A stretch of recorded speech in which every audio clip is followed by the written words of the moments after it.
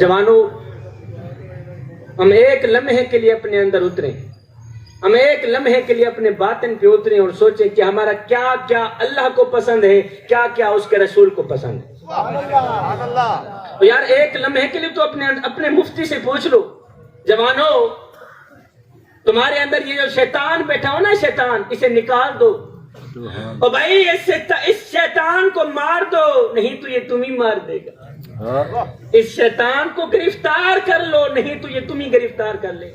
اقبال نے کیا خوب لکھا تھا کہ ایسا نہیں کہ نفس کا شیطان مر گیا، شیطان تو ہے زندہ، انسان مر گیا، سجدوں پہ سر جھکانے کی فرصت نہیں رہی، مومن کی روح میں بسا مسلمان مر گیا۔ ارے مسجد تو پکی بن گئی اور شاندار بھی، کچی ہے رب سے چاہتے، ایمان مر گیا، حیرت ہے تیری قسمت پہ آئے اقبال، پیدا ہوا تھا خوشنما ویران مر گئے۔ جوانو، اس دنیا کی روئے زمین کے اوپر یہ جو فرش بچھا ہے، اس کے اوپر پھولوں کا بنا ایک بستر سجا ہے۔ جوانو خدا کے لیے اس پھولوں کے بنے بستر کے اوپر کبھی نہ سونا، اس پھولوں کے بنے بستر کے اوپر۔ علماء کہتے ہیں یہ لذتوں سے بنا بستر ہے، یہ جو پھولوں کا بستر ہے نا، یہ کیا ہے؟ خواہشات سے بنا بستر ہے۔ جوانوں خدا کے لیے اس خواہشات سے بنے بستر کے اوپر کبھی نہ سونا۔ اگر ایک پل کے لیے بھی تمہاری آنکھ لگ گئی تو یاد رکھنا، نہ دنیا کے رہو گے نہ ہی آخرت کے۔ وہ ایک بادشاہ تھا، وہ پھولوں کے بستر کے اوپر سویا کرتا تھا، پھولوں کے بستر کے اوپر۔ کمرے کے اندر کئی من پھول لگائے جاتے تھے اور یہ بادشاہ پھولوں کے بستر کے اوپر سویا کرتا تھا۔ ایک دن لونڈی جھاڑو دینے والی بادشاہ کے کمرے کے اندر گئی جھاڑو دینے کے لیے۔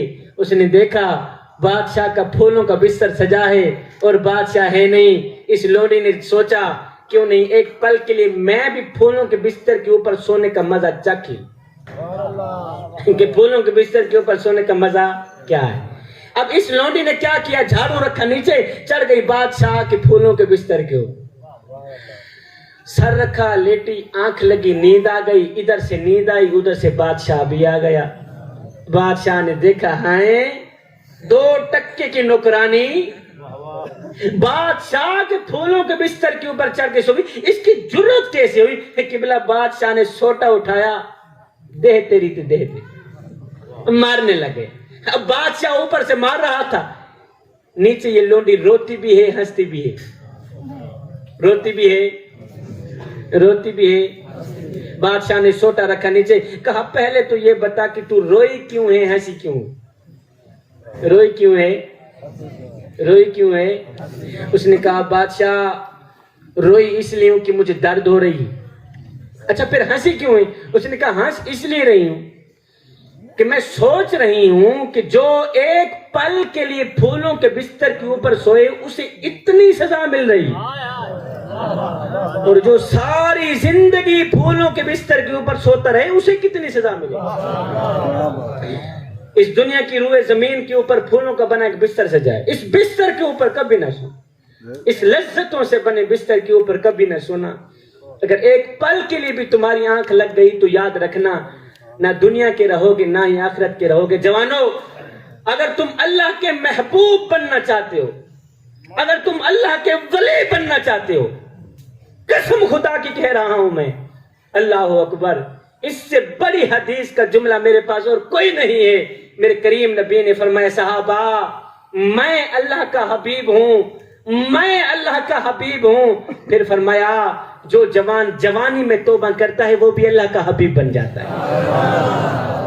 تم میں سے کون سا ایسا شخص بیٹھا ہے جو اللہ کا ولی بننا چاہتا ہے، جو اللہ کا حبیب بننا چاہتا ہے؟ اگر کوئی اللہ کا حبیب بننا چاہتا ہے پھر آج سے ہی توبہ کر لے، پھر میٹھی حدیث نہ سنو، سادے الفاظوں میں کہ میرے کریم نبی نے فرمایا صحابہ مجھ سے ضمانت لے لو۔ کیا؟ سارے بولو کیا؟ میں تمہیں سنا رہا ہوں، امانت دے کے جا رہا ہوں، تم لوگوں نے کل اپنے دوستوں کو بھی سنانا ہے، گھر میں جا کر میری ماں بہنوں بیٹیوں کو بھی سنانا۔ میرے کریم نبی نے فرمایا صحابہ میں تمہیں ضمانت دیتا ہوں کہ تم دوسروں کو معاف کرو، اللہ تم ہی معاف کر دے. اللہ، میں بات کہہ رہا تھا کہ ہم ایک لمحے کے لیے اپنے اندر اتریں، ہم ایک لمحے کے لیے اپنے باطن پہ اتریں اور سوچیں کہ ہمارا کیا کیا اللہ کو پسند ہے، کیا کیا اس کے رسول کو پسند ہے. سبحان اللہ. وہ قبلہ مدینے کی گلی سے میرے کریم نبی کا گزر ہوا نا، میرے نبی نے دیکھا ایک خوبصورت مکان بن رہا تھا، عالی شان محل بن رہا تھا. میرے نبی نے دیکھا، پوچھا میاں یہ کس کا مکان بن رہا ہے؟ تو کسی نے کہا حضور یہ فلاں انصاری کا مکان بنو. خیر میرے حضور آگے چلے گئے، پیچھے کسی نے اس انصاری کو کہا او میاں حضور کا تیری گلی سے گزر ہوا تھا، میرے حضور نے تیرے مکان کو دیکھا تھا، حضور کا چہرہ بتا رہا تھا کہ تیرا مکان کریم آقا کو پسند، تیرا مکان حضور کو پسند، تیرا مکان میرے کریم نبی کو پسند. اس نے کہا اچھا اوے میرا یہ خوبصورت محل میرے آقا کو پسند واقعی نہیں ہے؟ کہا جی نہیں آیا. میں قربان جب اس انصاری نے پتہ کیا کیا، کدال اٹھایا مکان کو مٹی کے برابر کر دی، مٹی کے ساتھ مٹی کر دی. کچھ دن بعد اسی گلی سے پھر سے میرے نبی کا گزر ہوا. میرے نبی نے دیکھا وہ عالی شان مکان مٹی کے ساتھ مٹی وہ پڑا ہے.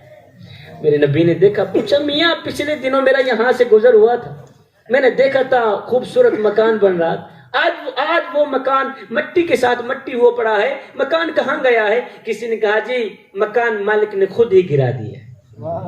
مکان مالک نے، میرے کریم نبی نے فرمایا مکان مالک کو میرے سامنے لاؤ.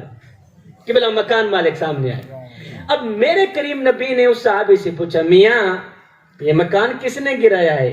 کہا جی حضور میں نے گرایا ہے اور اپنے ہاتھوں سے ہی گرایا. ہے میرے نبی نے فرمایا، پوچھا میاں تو نے یہ مکان کیوں گرایا؟ آگے جو صحابی نے جواب دیا سونے کی تختی پہ لکھنے والا جواب ہے. جب میرے کریم نبی نے پوچھا صحابی تو نے مکان کیوں گرایا ہے، بتا تو صحیح تو نے مکان کیوں گرایا ہے؟ تو یہ سن کر صحابی کی چیخ نکل گئی. صحابی رو کر کہنے لگا حضور میں نے سنا تھا کہ میرا مکان آپ کو پسند نہیں تھا.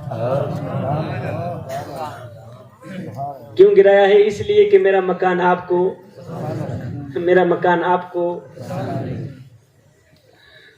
ہم ایک لمحے کے لیے اپنے اندر اتریں، ہم ایک لمحے کے لیے اپنے باطن پہ اتریں اور سوچیں کیا چاول بنا کر بریانیاں بنا کر لوگوں کو کھلانے سے حضور کی محبت کا حق ادا ہو جاتا ہے؟ کیا ہاتھ لہرانے سے بلند آواز سے نعرے لگانے سے حضور کی محبت کا حق ادا ہو جاتا ہے؟ کیا اونچی آواز سے نعرے لگا کر ہاتھ لہرانے سے اپنا ہو گیا، لوگوں کو اکٹھا کرنے سے، شاہ صاحب کو ملتان سے بلوا کر یہاں خطاب کرنے سے حضور کی محبت کا حق ادا ہو جاتا ہے؟ اگر نہیں ہوتا تو پھر آئیے سر سے لے کر پاؤں تک حضور کی غلامی کے رنگ میں رنگے جائیں. میرے حضرت فرماتے ہیں میاں یہ نہ ہو کہ کوئی تم سے پوچھے کہ تم کون ہوتے ہو اور تمہیں شناختی کارڈ دکھانا پڑے. دیکھو جی مذہب کے خانے میں اسلام لکھا ہے، ہم لوگ مسلمان ہوتے ہیں. فرمایا نہ بندے نہ کسی کو پوچھنا بھی نہ پڑے، تجھے بتانا بھی نہ پڑے.